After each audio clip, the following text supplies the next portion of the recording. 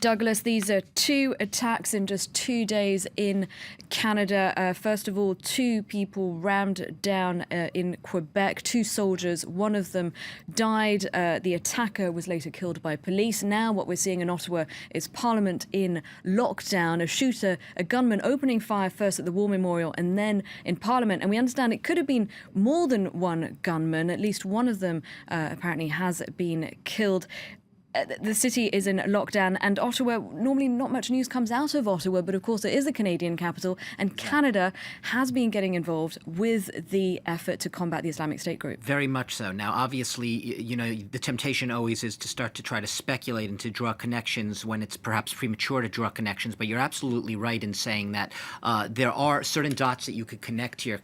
Perhaps a lot of Canadians have very much coming to the forefront of their minds as they watch these images, the fact that about just over a week ago, the Canadian Parliament voted, led by the opposition, led by the Conservative government of Stephen Harper, which has a majority in that Parliament, to very much join the U.S.-led coalition fighting the Islamic State group in terms of sending troops, special forces, refueling tankers, and basically that role is going to be very much forefront of people's minds because of the link with the incident you just reported possibly a couple of days ago. Obviously, we have no idea whether the same people or if it's totally individuals acting on their own, but it's inevitable that people are going to start thinking. Just 2 days ago, you had a man run over two soldiers, and this man was, the Canadian media reported very widely, they made a point of saying he was a Muslim convert with jihadist sympathies. Now, you could say, well, that's speculating too, drawing a link between that, but it's clear that it's perhaps no coincidence, and that's what people are wondering right now.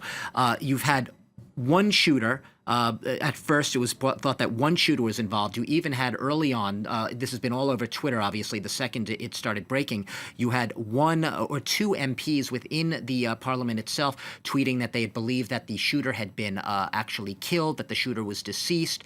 Then it became very clear that this was still very much an ongoing story. Within minutes of that, you still saw police running around in front of the buildings, these government buildings in the center of Ottawa. And now Canadian television at this hour, CBC News, reporting that they believe that there's more, that there could be multiple, it could be, we don't have any firm verification involved. Thank you very much, Doug. And we can actually now speak to a journalist from CBC Television. That's Margot McDiarmid. Margot, could you tell us the latest? What's happening right now? We understand you've been reporting that at least one gunman, I'm afraid we've lost the connection there to Margot McDiarmid. She is opposite at Parliament, and she was telling us earlier that that part of the city was in lockdown, and her TV station has been reporting that one gunman was shot dead by police inside Parliament. Perhaps we can go to her now. Margot, can you hear me?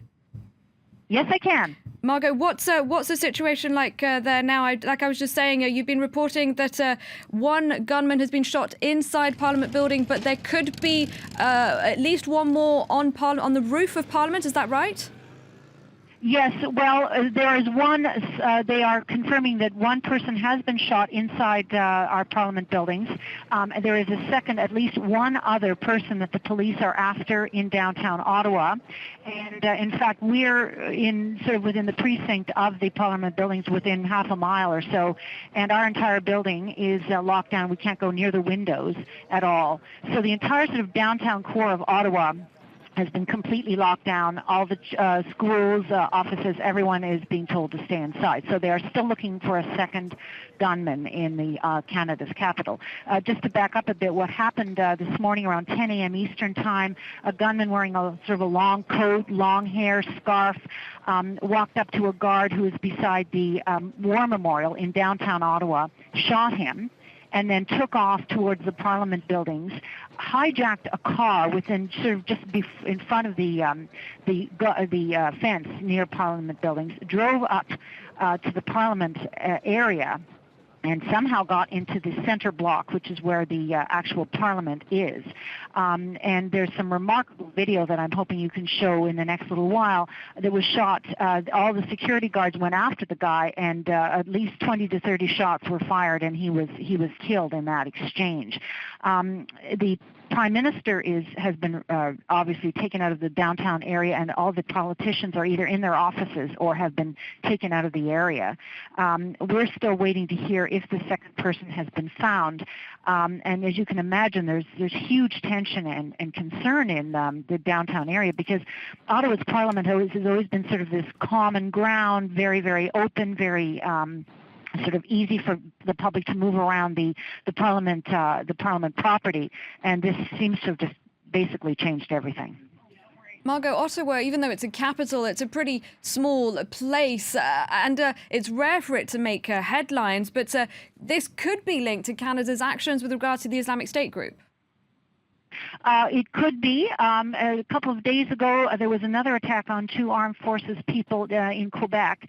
A man who was known to our security forces as having been sort of involved in terrorism, or wanting to be involved in terrorism, ran into them and eventually killed. One of them was killed, and the man who was driving the car was also killed in the attack. There is a lot of talk about, is this linked to Canada's decision to actually join the fight against ISIS in Iraq?